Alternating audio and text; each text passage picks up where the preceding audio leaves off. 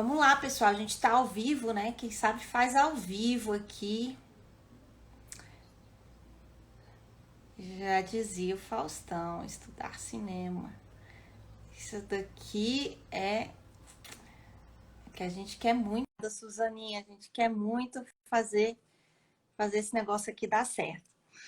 Então, o que a gente estava falando, né? A gente estava falando dessa análise do filme, desse filme estudar, desse filme chamado Piece of Woman, com a Carla aqui do Estudar Cinema. Voltamos, né? Vamos ver se agora vai, se o Instagram nos ajuda. Eu acabei botando um filtro aqui para ficar mais bonito. Vamos ver se a Carla volta aqui. E a gente estamos aguardando. Então, para quem está chegando agora, né? A gente está falando do filme Piece of Woman, e aí dos vários simbolismos, né? Que o filme traz. O filme traz o simbolismo das estações do ano, né? O filme traz as cores com esse simbolismo, né? A Carla bem pontuou o casaco dela, né? O fato dela chegar... A gente está falando de uma mulher moderna, né? De uma mulher que exerce diferentes papéis. O psicodrama nos traz muito essa contribuição, né? Dessa análise dos papéis sociais. E a gente não está falando simplesmente de uma análise de papéis apenas sociais, mas também... Ah, a Carla voltou. Voltei. Mas também de papéis psicodramáticos, né? Dos papéis emocionais. Então, a gente está falando de uma mulher que ela tem... ela exerce uma função ali, né? Ela traz um masculino, né? Ela está ali num papel profissional e ela se comporta de uma maneira muito masculinizada naquele lugar, né? Um lugar ali que é exigido dela o engolir o choro, né? Quantas vezes a gente não já ouviu isso, né?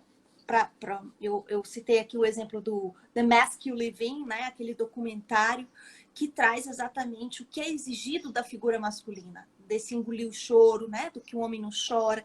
E ela está sendo exigida ali naquele papel profissional. Né? A gente trouxe toda a questão tô fazendo um resumão, viu, Carla? Da fotografia, né? Da importância daquelas cenas iniciais que trazem angústia, que trazem ali os detalhes, né? Os detalhes de tomada de decisão. A gente percebe ali que aquele não tomar decisão, né? Aquela reticência de liga ou não liga, né, para a ambulância, o fato da própria protagonista falar assim, no hospital não, né? E o quanto que é importante isso, ela ter falado aquilo, e o quanto isso é retomado lá né, nas últimas cenas, nas cenas do julgamento, onde ela está falando ali, a gente está falando aqui de um processo de luto, onde a gente vê a protagonista tentando elaborar o luto. Então, o primeiro ponto que me passa ali dela tentando elaborar o luto é o que eu faço com o corpo dessa criança, né? Dou para Pesquisa, né? para a universidade, para pesquisa, né? Vou enterrar. Então, assim, a gente tem diferentes formas de elaboração de luto. E não é exatamente isso que a gente está vivendo, né?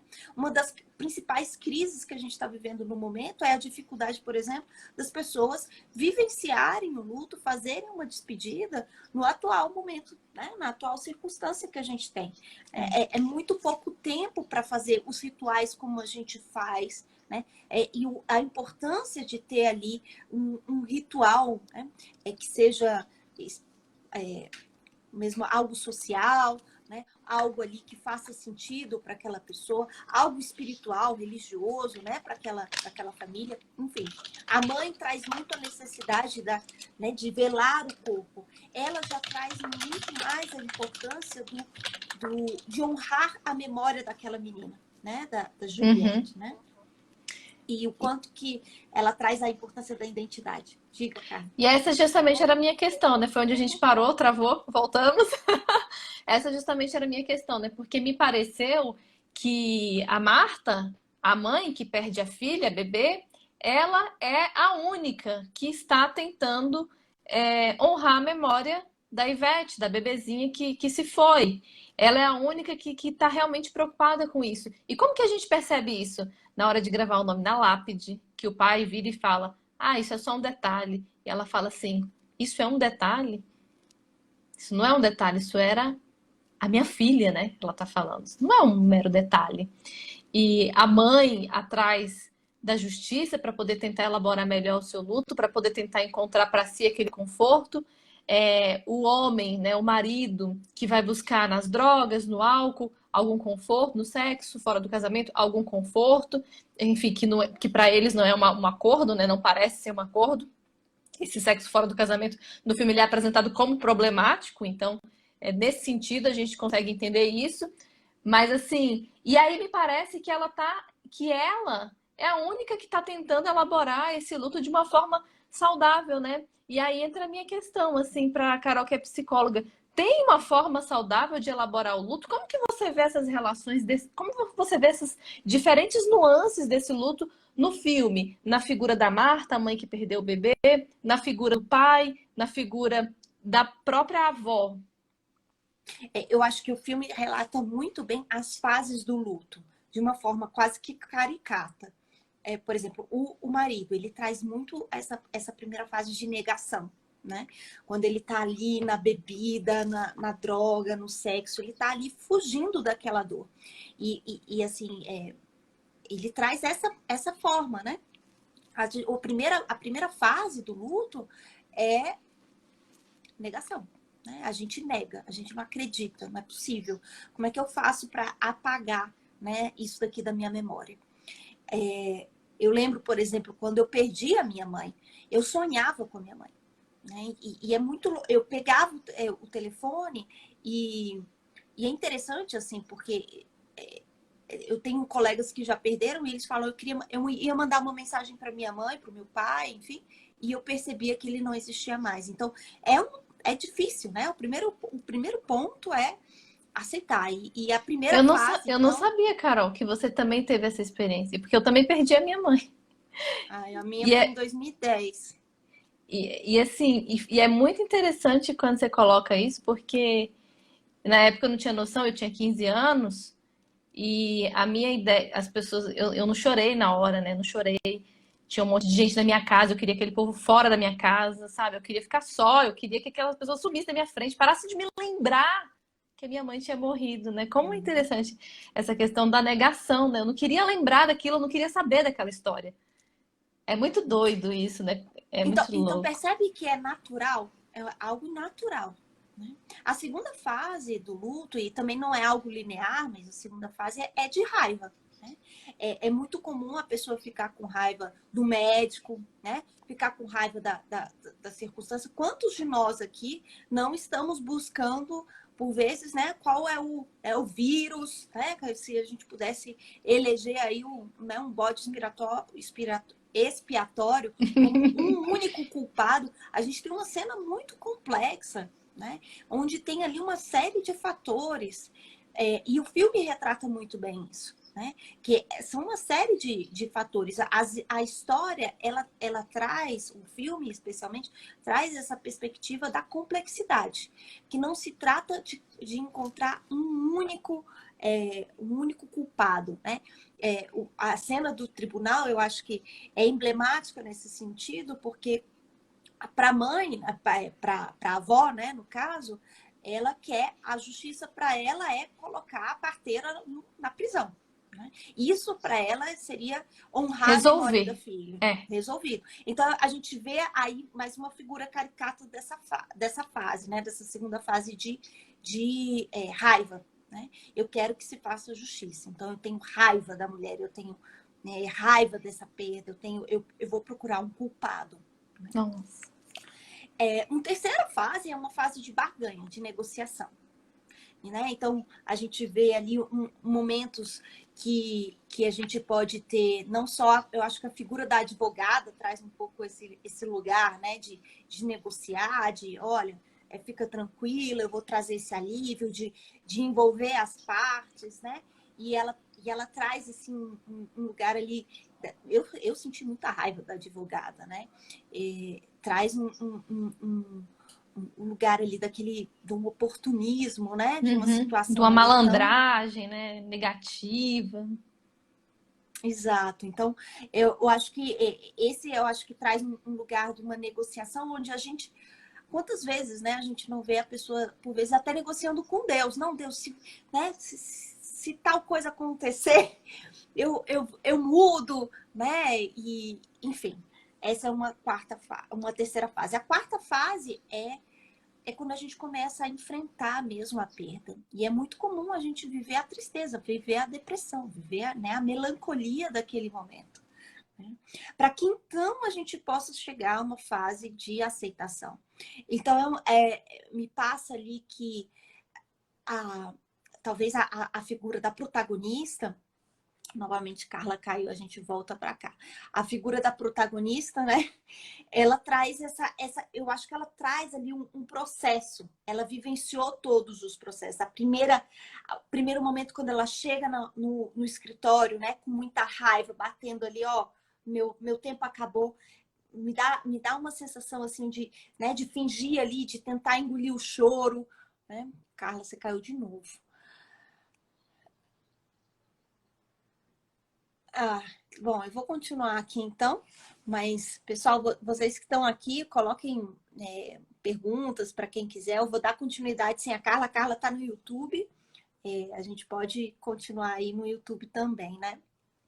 Então, eu acho que a protagonista ela traz assim essas fases, né, do luto, de como ela está tentando elaborar, enquanto ela está tentando trazer um significado, honrar a vida né, a memória da filha.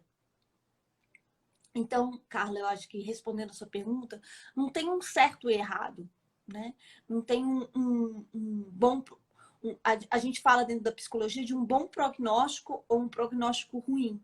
E o que gera um bom prognóstico? Rede de apoio, né? Eu acho que o filme ele traz muita solidão.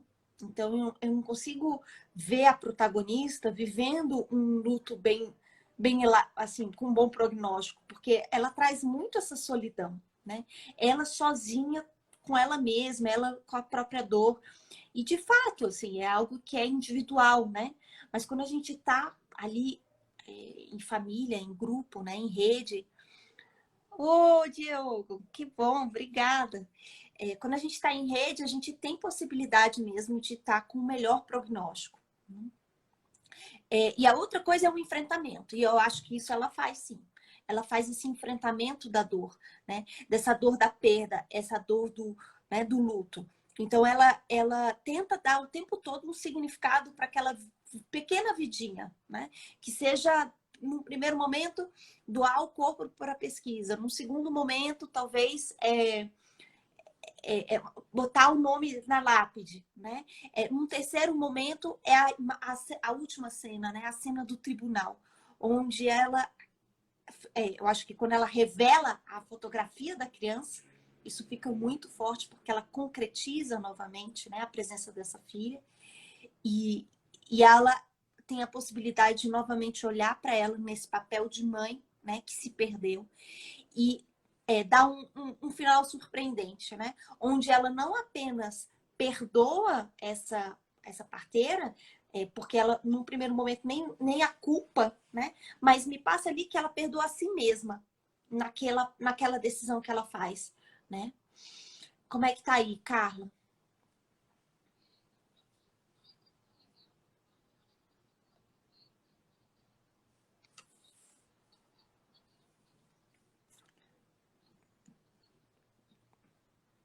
Vamos lá. Do Problemas nada acontece. tecnológicos. Eu Eu acho, tô... eu acho muito interessante, Carol, essa elaboração que você faz acerca do luto, porque é muito interessante a forma como ele aparece, né, no filme e como você trouxe mesmo, né, de uma forma muito caricata. O que é mais interessante na sua percepção, né, como psicóloga, desse ponto de vista, é justamente trazer aquilo, trazer uma perspectiva que para a gente, seres normais, né, que só apreciam cinema, talvez a gente não consiga ver essas fases todas do luto, né? A gente não consiga ver ali elaborado na própria estrutura fílmica, né? Tem um personagem para cada fase dessa, como você colocou. Então, isso está muito alinhado, Carol, com uma crítica que eu tenho muito forte aos puristas, né? Que trazem na forma fílmica somente, pura e simplesmente, a única possibilidade de análise, né? E a gente está vendo aqui com a sua participação, que é uma pessoa que é da psicologia e cultura, né? E está trazendo essa análise de um ponto de vista que a gente consegue encontrar também na forma fílmica, mas também a partir do ponto de vista da psicologia. Isso é muito interessante. Então, assim, só pontuar mesmo a importância dessas inter-relações, né? Dessa interdisciplinaridade. Acho que esse é o que a gente tem de mais alinhado, né? Eu acho que o que a gente tem em comum é uma visão fenomenológica, né? Da intersubjetividade. Quer dizer, a gente não tem uma visão positivista, né? A realidade, ela é objetiva. Não, ela perpassa a minha subjetividade, né? Esse fazer ciência a partir de uma perspectiva fenomenológica é dar voz, né, para essa subjetividade do pesquisador, desse espectador, né, que se constrói nesse diálogo, né, nesse diálogo com o outro. Então, a gente está falando, então, num conceito que é a intersubjetividade, que é a grande contribuição de Russell, né? Quando ele traz toda essa discussão, né, sobre como entender, né, essa subjetividade. É impossível a gente olhar para isso de uma maneira nua e crua, né? Ela perpassa a minha subjetividade. Então, é nesse encontro, nesse inter, né, é que a gente consegue estabelecer o conhecimento, né? É aí que se constrói esse conhecimento, entre subjetividades, né? Justamente nessas tensões também, né? Nesses pontos onde dá um nozinho ali, e é aí mesmo que esse nó se desfaz, né? Talvez esteja muito sutil, né?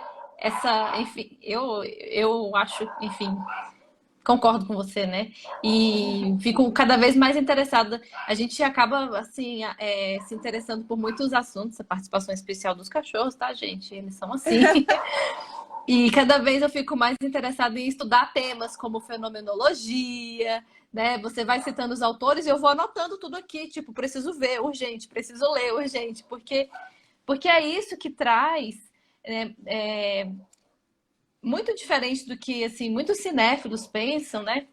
Não adianta a gente decorar 300, 400, 500 nomes de diretores. Só quer dizer que a gente tem uma boa memória, isso, né? Não quer dizer que a gente tem um bom repertório, de fato. Um bom repertório, ele se forma na vida, na vivência. Ele se forma de diferentes maneiras. E trazer essa dimensão da vida real, que a gente, né, das nossas realidades, para dentro da nossa análise de cinema, ela é fundamental e faz um caminho que é a análise do filme, que é a análise do mundo a partir do filme, de uma determinada sociedade, de um momento, e a nossa própria análise, né? Nosso próprio processo terapêutico. O que a doutora psicóloga tem a dizer sobre isso? Eu vou dizer aquilo que a gente tinha conversado antes. Né? Por que eu acho que filme é uma forma, é terapêutico também, né? Assistir filmes nos torna não só pessoas melhores, né? Mas por vezes ali até terapeutas melhores, porque a gente faz muitas análises de caso a partir de filmes, né? É um treino, uma brincadeira que a gente vai fazendo, né? E que permite esse raciocínio clínico, né? Desenvolver um raciocínio clínico. É muito gostoso para professor, para aluno fazer isso, né? E aí, assim, falando um pouco da contribuição do psicodrama, especialmente, né? De Jacob Levi Moreno, assistir um filme, para mim, muitas vezes é olhar em espelho, né? Porque a gente tem a possibilidade ali de se identificar com diferentes personagens, né? Às vezes, ver ali uma cena da própria vida numa circunstância, né? Numa situação imaginária, né? E aí, isso é o que nos permite, muitas vezes, também desenvolver empatia, né? Porque a gente consegue olhar para a protagonista, mas olhar também para o marido que está ali sofrendo, olhar ali para a sogra, né? Para a mãe da mulher, ver ali as diferentes circunstâncias, por vezes até. Eu gosto muito de olhar, por exemplo, para as vilãs, né? A vilã, no Brasil, a gente fala de novela, né? A gente que adora uma, né? Foi Uma criada uma novelinha. novela. Ô, A grande vilã, talvez, desse filme é a advogada, né? Que nos dá raiva. Gente, como é que essa mulher tem esse sangue frio, né? Como é que essa mulher tá rondando o tempo todo, né? A vilã tá ali o tempo todo. A traidora, né? A traidora dessa protagonista. Então, assim, é interessante que às vezes a gente é a nossa própria traidora. Então, por vezes a gente está ali num lugar onde a gente distancia da dor. E eu acho que essa é a maior traição que esse filme, acho que traz nas entrelinhas, né? Quando a gente não se conecta com a nossa própria dor, essa talvez seja a maior traição que a gente pode fazer contra a gente mesmo. exatamente, nossa. E eu acho que esse talvez seja, né, a importância da figura dessa personagem, que nos traz muita raiva. Né? E que por vezes pode ser mal interpretado para trazer aquela raiva, aquela competição entre mulheres, né? O filme fala exatamente do oposto, de uma É, sororidade entre mulheres, né? uma De um companheirismo, desculpa. Fala. Não é, mas é isso, é que eu fico tentando, né? Fico nessa falta de educação, tenho que esperar, baixar a orelha. Mas Não, justamente eu... isso, na verdade, é ao contrário, da gente compreender essas mulheres dentro das suas complexidades, e da gente. Eu acho que o filme joga na nossa cara que essa questão maniqueísta ela é uma coisa demodê também, né? Caretona que seria muito fácil colocar a sogra como malvada, mas não é bem isso que acontece.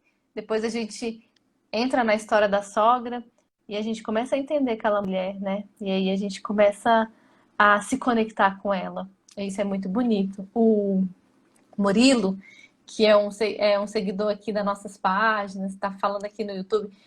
O Murilo já é amigo íntimo nosso.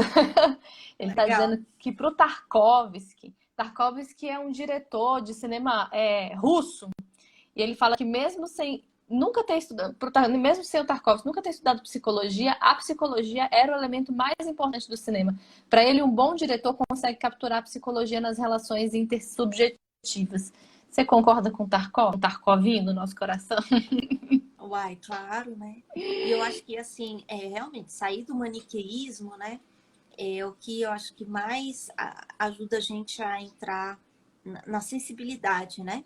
Porque nós somos todos esses personagens juntos, né? Nós temos todos eles aí dentro da gente. O É que quer mesmo. fugir, o que quer encarar, o que quer fazer justiça com a própria mão, né? O que trai a si mesmo, quem nunca se sabotou aí, né? Quem nunca Pô, entrou, né? Puxou o próprio tapete, se traiu no próprio desejo, né? Tem um livro que é maravilhoso, de um rabino, Newton Bonder, que é Alma e Moral. É um filmaço, é um livraço também, que foi peça de teatro, já teve em Brasília. É um monólogo fantástico. Então, assim, eu acho que traz um pouco disso, né? Desses diferentes personagens que a gente vê. E eu acho que esse é